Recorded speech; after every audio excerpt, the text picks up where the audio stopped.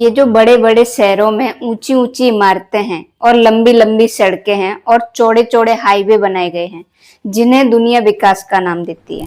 इन्हें कौन बनाता है और जो लोग इन्हें बनाते हैं वो लोग कौन होते हैं और कहां से आते हैं? इसके निर्माता वो आदिवासी हैं जो घने जंगलों से आते हैं और अपना खून पसीना एक करके इन बड़ी बड़ी इमारतों का निर्माण करते हैं। ये जो बड़ी बड़ी सड़कों का वो निर्माण करते हैं, दिन रात पसीना एक करके उन्हें बनाते हैं। ऐसी कोई भी सड़क नहीं है जो उनके गांव तक पहुंची हो। और जो वो ये बड़ी बड़ी इमारतों का निर्माण करते हैं, विकास करते हैं, ऐसा कोई भी विकास नहीं है जो उनके घर तक पहुंचा हो। इनके पास इनका घर भी है और जमीनें भी हैं। फिर ऐसी क्या मजबूरी है जिससे ये लोग अपना विकास नहीं कर पा रहे और इनको पलायन करके बड़े बड़े शहरों में काम करने के लिए आना पड़ता है? जानेंगे आज की इस वीडियो में ऐसे महत्वपूर्ण कारण जिनसे आदिवासियों का विकास नहीं हो पा रहा है। इनका सबसे बड़ा कारण ये है कि इनके ही जंगलों पर से इनका ही अधिकार छीन लिया गया है। आदिवासियों का जीवन जंगल से जुड़ा हुआ था। उनकी रोटी, उनका घर, उनकी दवाइयाँ सब कुछ जंगल ही था। वो जंगल से लकड़ियाँ, फल फ्रूट और औषधियाँ बनाते थे। उनका असली बाजार और असली बैंक उनका जंगल ही था। अंग्रेज आए, उसके बाद की सरकारों ने एक कानून बना दिया, फॉरेस्ट लॉ।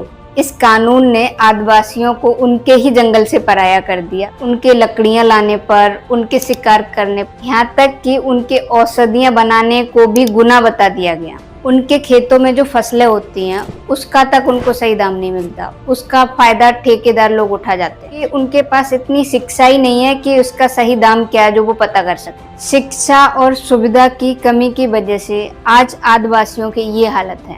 वहाँ के स्कूल इतने बदतर हैं कि जब भी बारिश होती है तो वो धराशायी हो जाते हैं। वहाँ के स्कूलों में पर्याप्त टीचर भी नहीं है और जो भी हैं वो रेगुलर आते भी नहीं है। और कहीं कहीं स्कूलों में तो ऐसा होता है कि जो वहाँ के टीचर लोग होते हैं वो बच्चों से अपना पर्सनल काम करवाते हैं। जो अपने पर्सनल काम में वो लोग अपने खेतों के भी काम करवाते हैं बच्चों से, अपने घरों के काम भी करवा लेते हैं। कुछ टीचर ऐसे भी हैं जो अपनी सैलरी से खर्चा करके वहाँ के बच्चों को पढ़ा रहे हैं ताकि वो भविष्य में आगे बढ़ सकें। उनके गांव में बहुत सारे ऐसे बच्चे हैं जो बहुत ज़्यादा पढ़े लिखे हैं, लेकिन उनके लिए वहाँ पे कोई जॉब नहीं है। इसका मतलब ये नहीं कि उनके यहाँ जॉब नहीं, उनके यहाँ जॉब है, लेकिन वो जॉब सिर्फ बाहर के लोगों को ही मिलती है, उनके लिए नहीं है।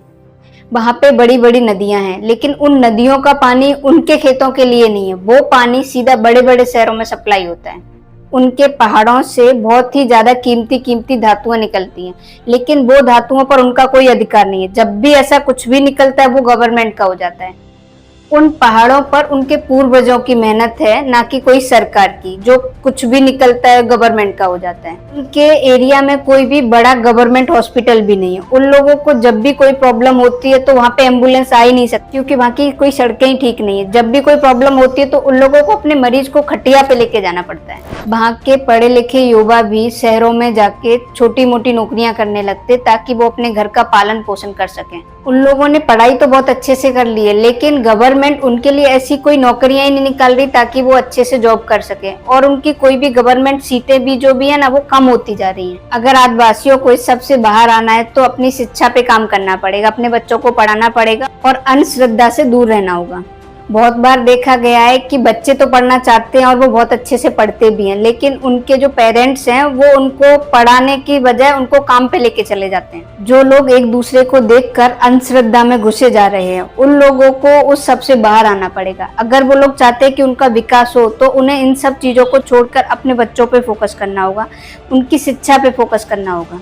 आदिवासी इस देश का मालिक है, ना कि कोई गुलाम। उन्हें इस गुलामी से बाहर आना पड़ेगा। सरकार हमेशा से चाहती रही है कि आदिवासी गुलाम बन के रहें, वो लोग शिक्षित ना हो सके। अगर वो लोग शिक्षित हो जाएंगे तो फिर ये गुलामी कौन करेगा? गवर्नमेंट के लिए ये सारे काम फिर कौन करेगा जो इतनी मेहनत से होते हैं और जो इतने कठिन और मुश्किल काम होते हैं?